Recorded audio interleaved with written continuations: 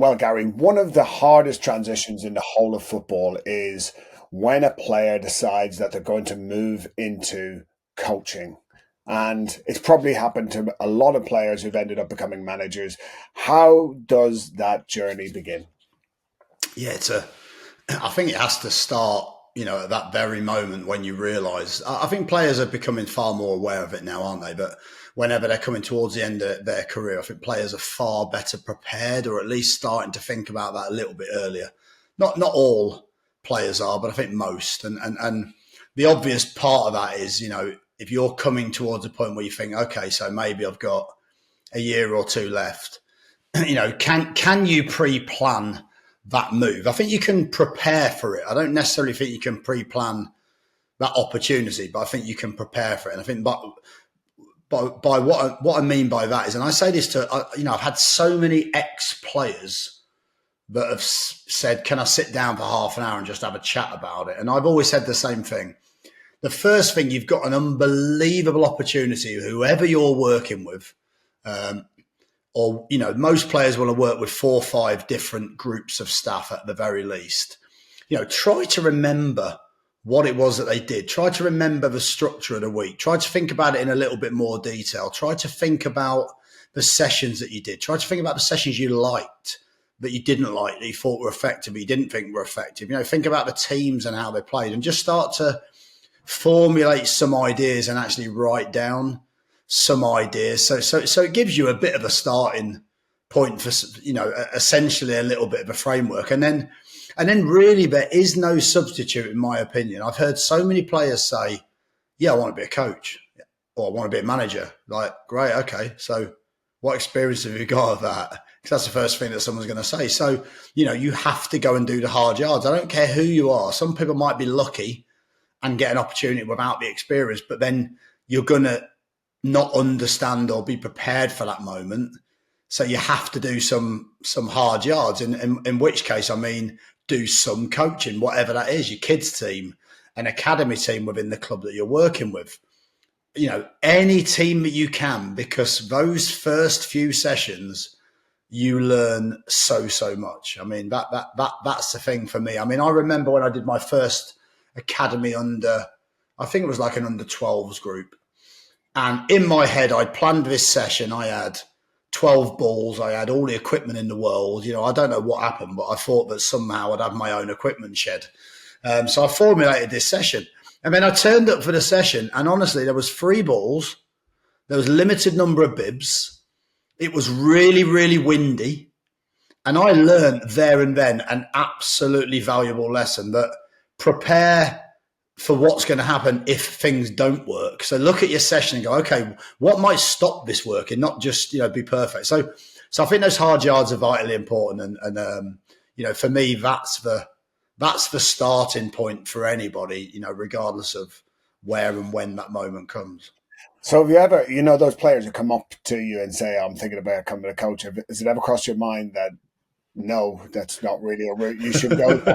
Hey, You're showing me none of the qualities as a player that you could be potentially a good coach.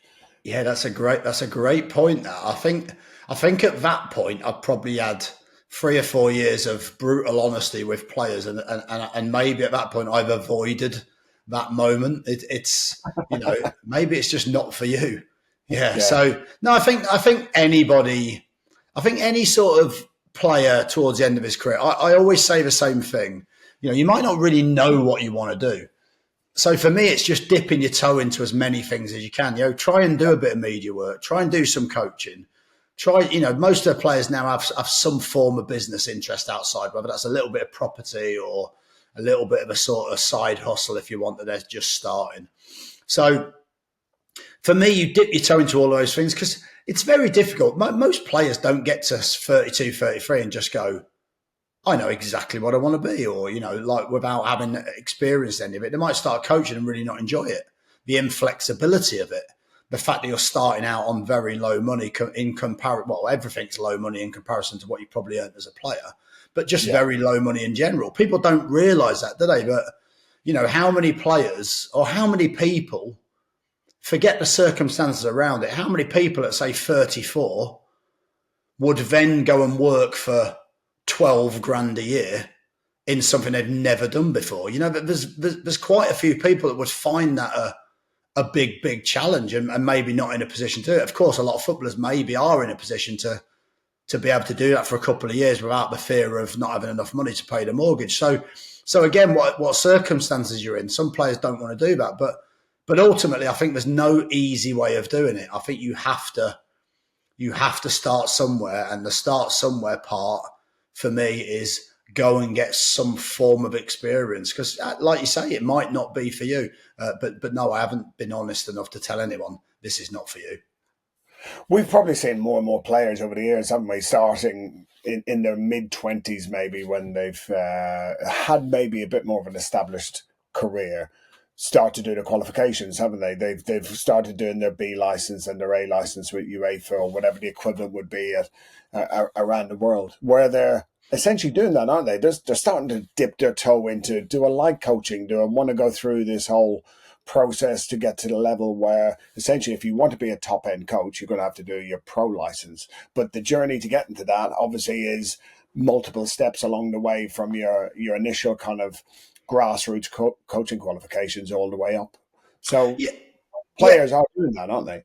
yeah. And I think also, I mean, to caveat that, and I'll come back to the coaching qualification side of it, to caveat that, a lot of people, where once upon a time, if you wanted to stay in the game, it was to be a coach first and foremost. You had to go and coach. Now I Absolutely. think there's obviously other routes. A lot of people now would go straight from a player to, I want to be a sporting director. I don't see myself coaching.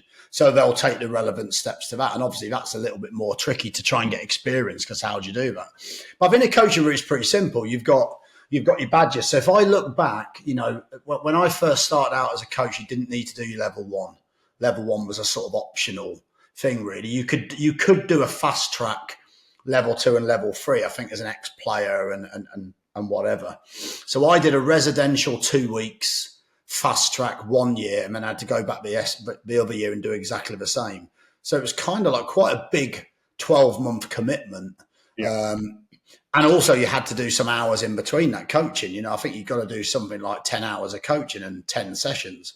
So again, once you start on that journey, you have to have experience, not just for your own sake of learning, but also to get the qualifications. That makes complete sense, right? And then after that, you're then going on to a different journey. Do you know what I mean? You're then going on to level 4, which is, of course, your A license.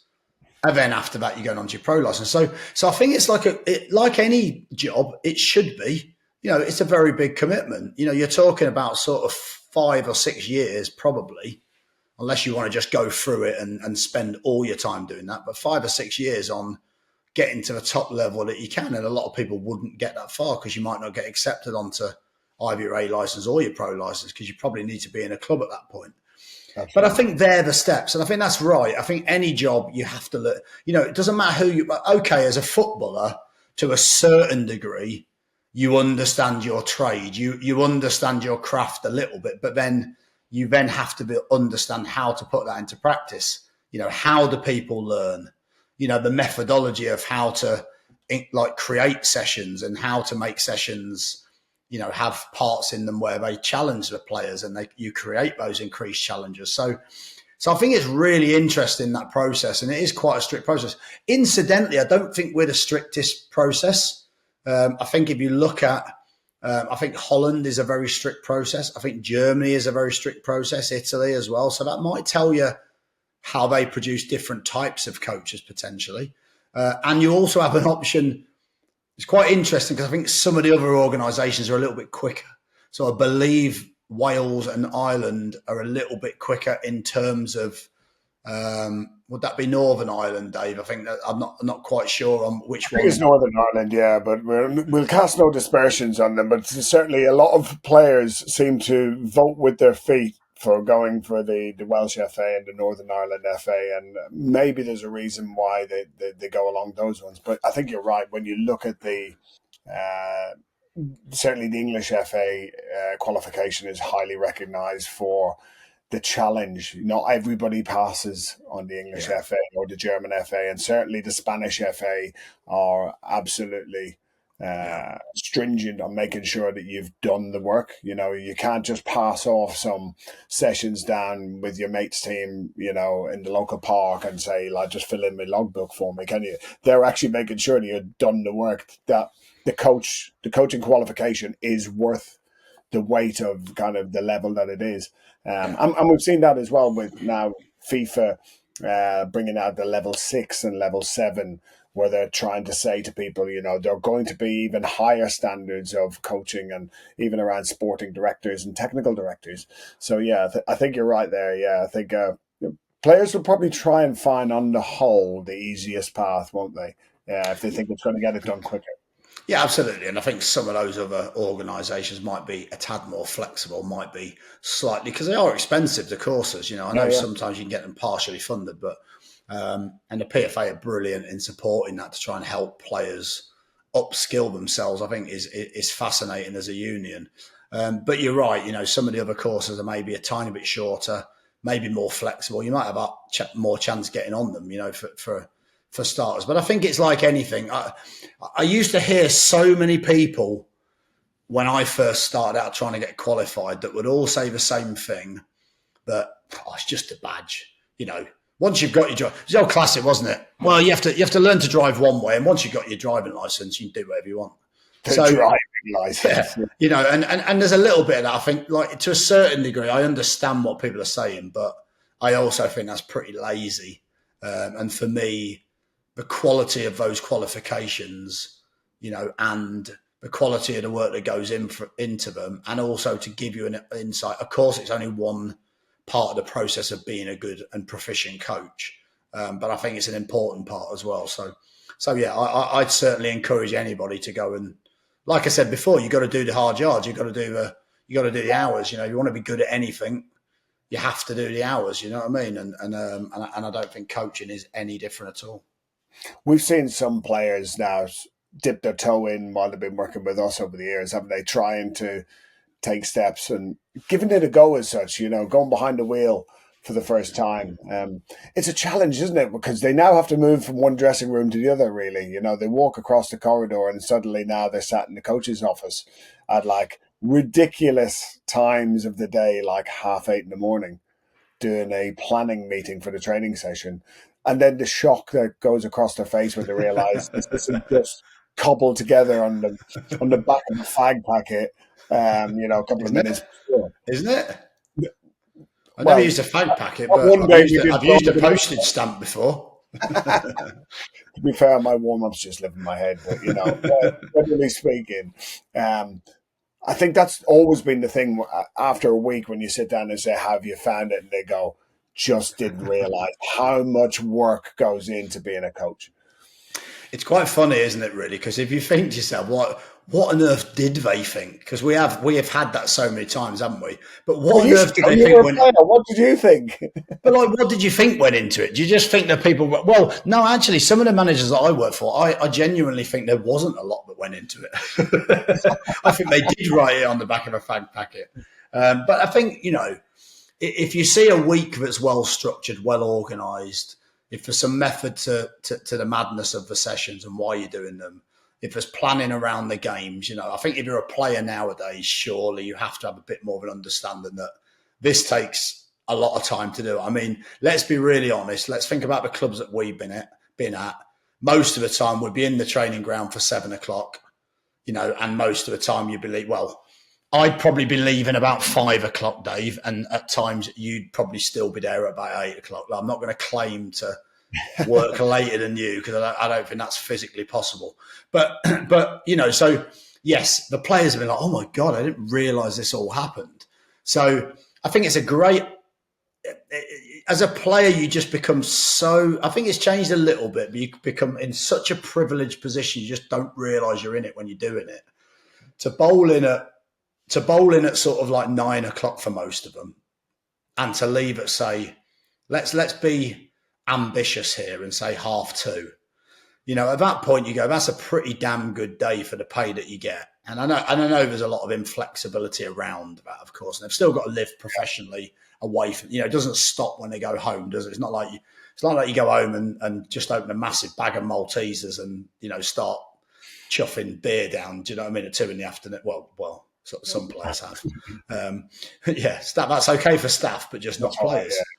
So I think there is an element of that shock, isn't there? But also, I think it must be the hardest thing to do. And having seen it and experienced it and asked the player to do it, I think for a player to still play and try to almost start being a coach, because of course that's a natural thing, isn't it? You get to a point where a player's a little bit older, he's perhaps not playing as much, but can add so much value off the pitch.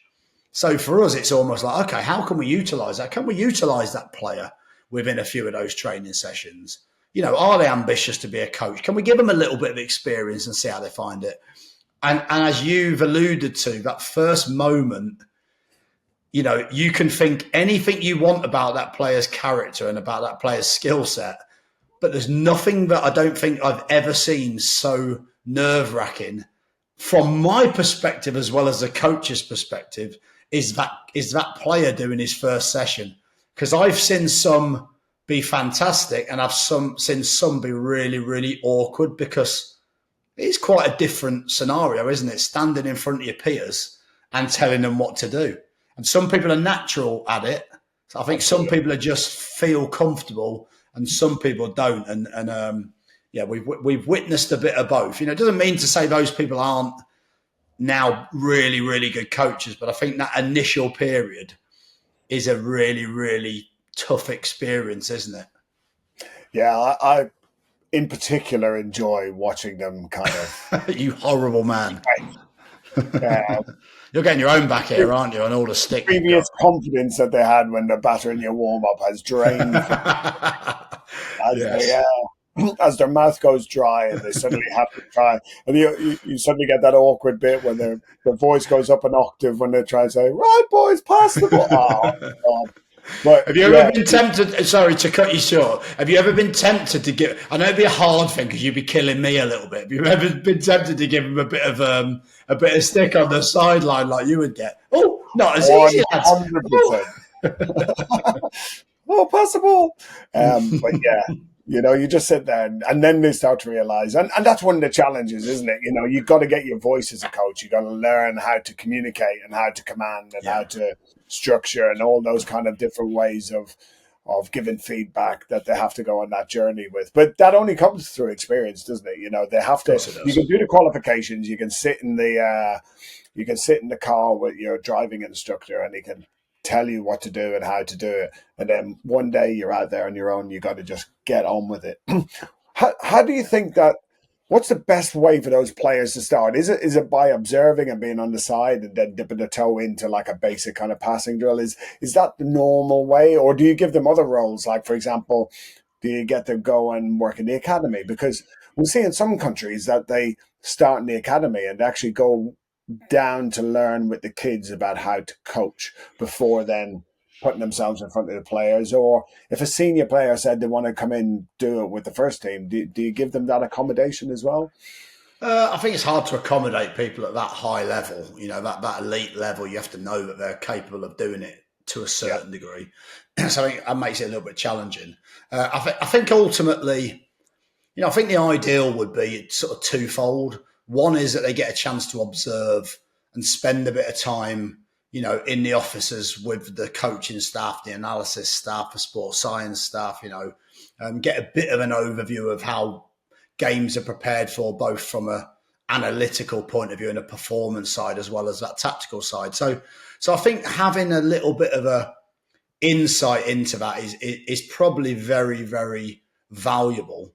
And then I think the easiest thing, if I'm being honest, is probably to go and work at the younger ages in the academy, because, you know, I did that when I first started. You know, I left Charlton, you know, finished playing there early. I was captain in the Premier League, and then a month later I was coaching the under-14s at Derby. And it was so valuable.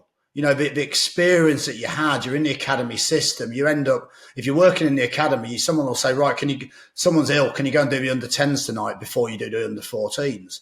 You know, you've got a whole pitch to yourself. You're going on an evening in the winter and you've got a quarter of a sports hall.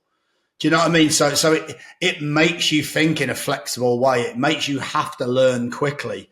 you can make mistakes because a 14-year-old or a 10-year-old really, I mean, maybe they will nowadays, but they're not really going to berate your session, so you need to then have that little bit of, yes, feedback from how they do things, but also, that sort of overview yourself of, being a little bit critical of your own sessions and learning and evaluating. And I think that sets you up so that you're at least a capable coach, hopefully, by the time you eventually maybe do get to a first team. Or some people would just rather coach. I was just talking to an ex-player the other day who said, I'd rather just coach kids. I've got no real desire to coach. Yeah. His words were, I've been in a first team that long. I've got no desire to work with those players. I know what they're like.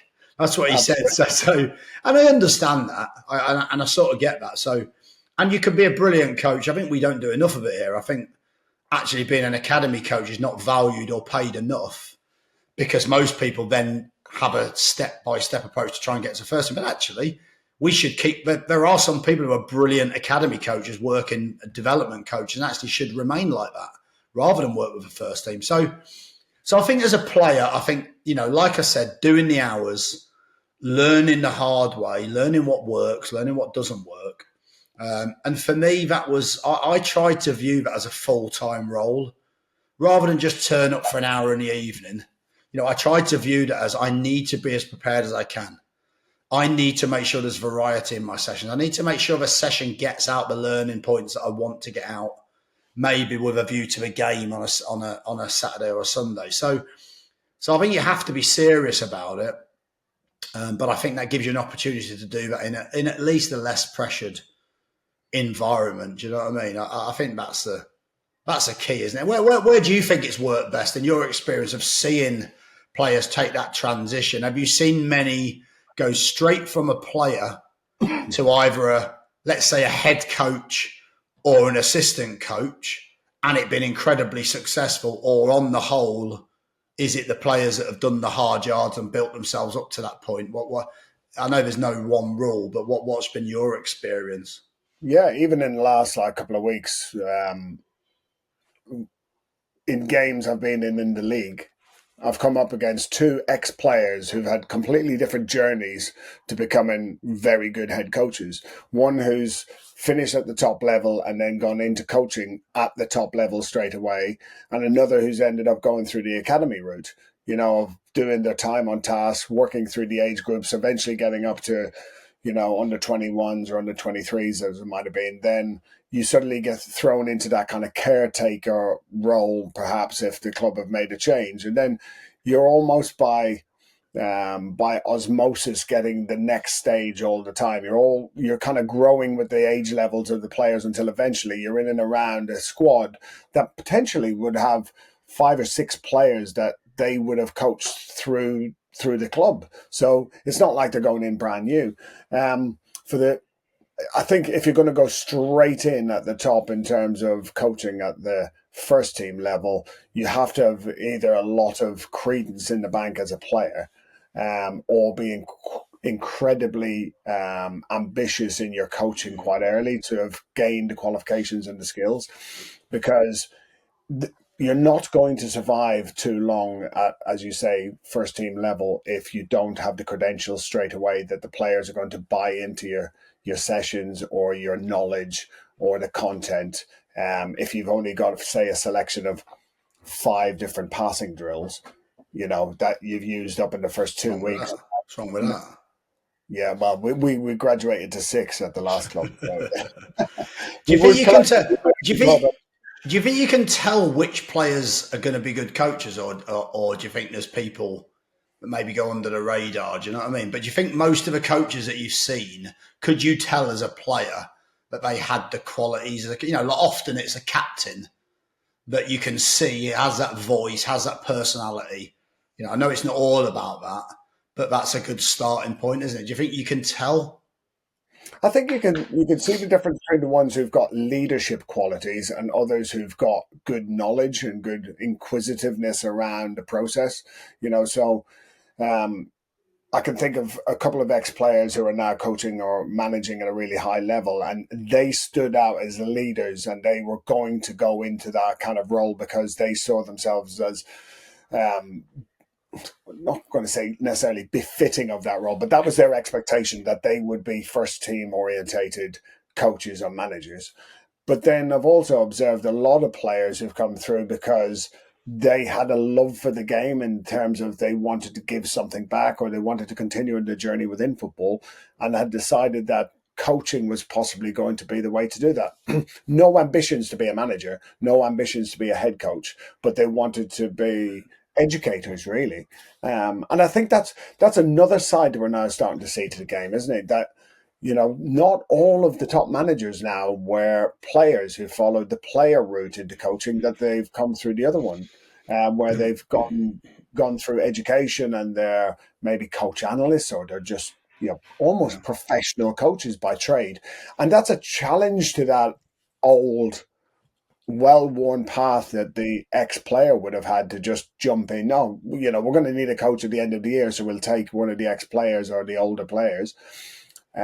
Some of those routes are now not really open anymore, are they, for the coaches? Because if they don't do the qualifications, there's so many people who have done them, which means really those players who want to transition into becoming a coach are going to have to do that work even more so than before.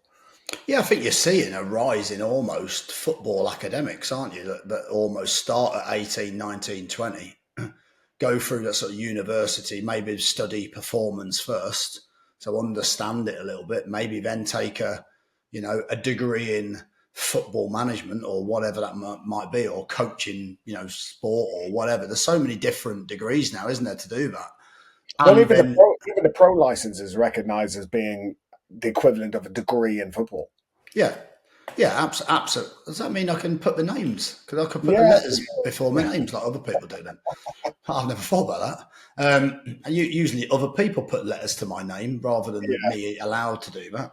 So, but I think you're right. I think there's a lot of career coaches that essentially start out without a game experience. And again, a little bit like the analogy I used earlier around the coaching courses, another lazy thing in my opinion is, how can you coach the game if you've never played it? I think that's absolute rubbish. I think there's people who've played it who cannot coach the game, and there's people who've never played it who are absolutely brilliant coaches. I mean, if you look at, let's be honest, people like Mourinho, Wenger, that haven't been top players. I could go through a few other names, but haven't yeah. been top players, but yet have been absolutely world class managers. So I don't think there's any rhyme or reason to it. I think either way, you have to show commitment. You're not going to get anything easily as a coach.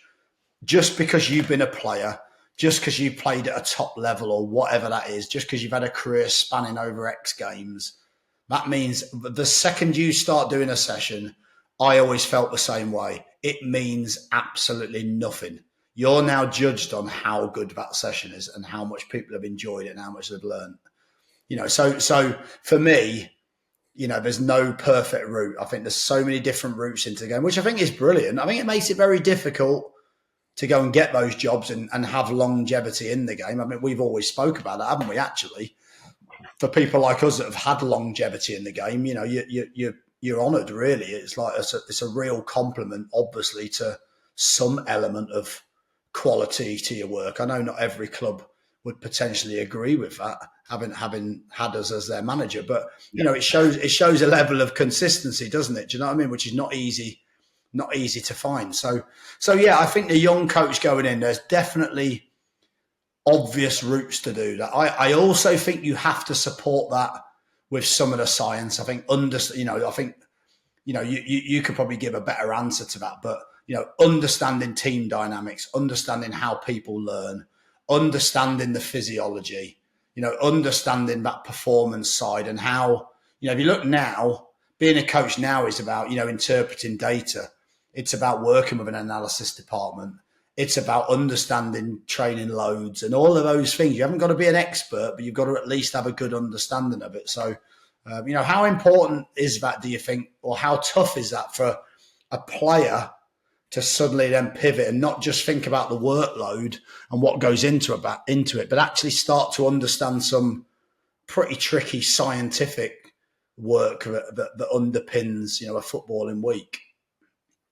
Well, it's great that coaches are or players now are very computer literate. So it's not that they're suddenly being presented with a computer and they don't know how to even turn it on. And definitely going back to when I started, some of my first trips on the team coach, and I had a laptop, and it was the only piece of technology that was on the bus apart from the 14-inch TV that was playing, whatever the film was on that had been bought from the Only Fools and Horses. It's got to have been yeah, Only Fools and Horses, surely. something like that. Everyone So like that. that was the technology then. Everybody's got a computer now in the bus. We moved away even from like where players used to have gaming stations on the coaches. Now they've all got computers. They're computer literate, so they need to know about the software that we're going to use. They need to know about the different types of solutions that are out there, be they understanding GPS or any of those kind of physical things that we use with the players, the scouting software, the planning software, the analysis software. You have to be competent on all of that stuff. You can't just come in and decide that you're going to bring in a pen and a pad, or something like iDrill's a great app that you can use to design all of your Who designed that, Dave? I've got no idea. but all of that stuff now is like on at the end of a player's fingertips to be able to gain knowledge, be able to understand things an awful lot better. The resources are out there on the internet to really accelerate your learning nowadays. You don't have to, necessarily go off and do observational trips to other clubs, although they are still hugely beneficial. But I remember young coaches having to go off for like a week's visit to a club to try and observe as much as they could. Whereas, in the space of a few hours now on the internet, you can have gained probably 3 times the amount of information and drills and all of that kind of stuff. Yeah. But I think that's one side to it, which is if you want to work with the tech and do your analysis and all of your planning, that's one side. That's the non-human side, isn't it? And the computer never says anything back to you. It might freeze, but it never like complains. The problem is when you're on the grass and they start complaining and they start, what players are like. They start questioning whether your session's really good. When they go back into the dressing room, your session's getting critiqued. Just like every player, when they come out in the morning, they look on the grass, they see what the setup is, and they're already planning whether today is a good day or not a good day for them. Which I think is why it's important to have that variety and treat it in a very professional way. Part of your challenge is how good can you be? Don't just be average if you're a player. Some players at that point might just be trying to get by, and I understand that. But that's your challenge, and that's how you create a good reputation in the game, because people see your work and see maybe that variety or the quality of your sessions, or and you don't and also how you deal with people. That's a big thing, isn't it? When you're coaching, particularly at senior level, the second you start that session, if somebody's not doing it properly, in terms of the tempo, the intensity, or the quality, or the attitude, sometimes you have to be strong enough to be able to see that and step in and deal with it. And that gains you a little bit of respect sometimes. You have to do it in the right way. If you do it in the wrong way, that might work the other way, and that might make people switch off from your session. So I think, again, all these things are skill sets that you've got to find the sweet spot that works for you, not necessarily works for everyone else. I think you're right in as much as, there's so much information out there now. I mean, if I was a young coach, I would be absolutely enthralled by the amount of sessions you can see, the amount of work you can see other clubs doing. Literally, I would be on the internet all day trying to writing sessions down, understanding out why they're doing them, how does that fit into the team's game model, how does that fit into the club's culture and everything. So I think there is so much available, but it doesn't, like you very rightly said, in some ways, it doesn't replace the feeling of, we go back to that feeling again, don't we? How do you deal with that first session? I think to a certain degree, I can tell instantly within that first session, within that first 30 seconds, whether that person's got a future in coaching. And often it can be, if something goes wrong, how do they deal with it? We've all done it. We've all done a session and suddenly, you do a passing drill with stations and suddenly there's nobody on one of the stations and you haven't actually worked it out properly. And at that point, you can go, all right, lads, let's send us a test for you. work it out yourselves and just pray that they can come up with a solution so it doesn't look like you haven't. But the point is, you have to think on your feet at that point. You Yeah, have to try and, show authenticity. Even if it's going wrong, you have to keep you calm and keep control. I think they're all great traits for people, but 100% you don't know what's going to happen until you step onto a pitch. But it's an exciting world out there for a young coach or for a player that wants to be a coach, because there's great opportunity. There's a lot of competition. There's a lot of clubs with a lot of staff. But, compared to when we first started, there's so many more avenues and there's so much absolutely. support with that, isn't there? Well, yeah, you look at the different kind of job options now. It's not no longer just head coach, assistant head coach, and first team coach. You can be a specialist coach. Whether you want to work with strikers or defenders or whoever, an individual coach. You can be a set play coach. So the options are there for people who want to get into that kind of anywhere around supporting the players with learning and development. Be that in the academy, be that at a first team level. I think the options now for players are even greater than they ever were, but it still doesn't give them the almost the right to just think that it's going to be easy and that it's just a natural path that they should just be offered. They have to Yeah. work towards it, and they need to take the necessary steps along the way. And certainly, if they're in their mid-20s, they probably need to start thinking about, well, is this something that might interest me in the next 5-10 years? Obviously, top end professional players are so busy with games and things like that that they're probably not thinking too much about it. But as you get towards the 30s or early 30s, then minds start shifting to the next stage, don't they? So, yeah, a tough transition for any player. But I'm sure once they get into it, they'll enjoy it. You certainly did. Absolutely. Hey, listen, it's a great career. It's a great, I always say the same thing. If it's like anything, isn't it? If you do something you absolutely love and enjoy, and it's almost like a hobby, it isn't really working, is it? So it's an absolute pleasure to be in that environment. So it's a great environment, but I think you have to be serious about it. And I think, especially nowadays, there's so many people wanting to do it. There's so few opportunities in some ways.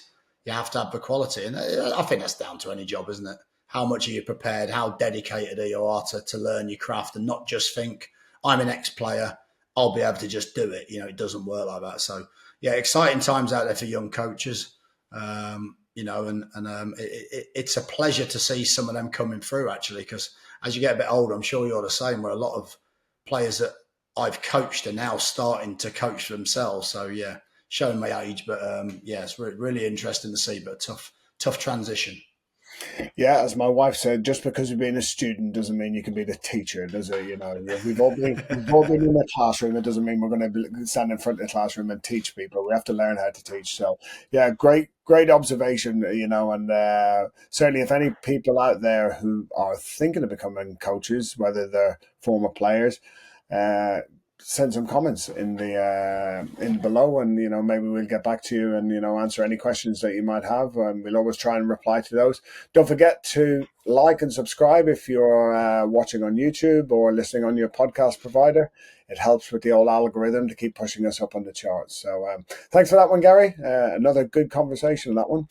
Cheers, Dave.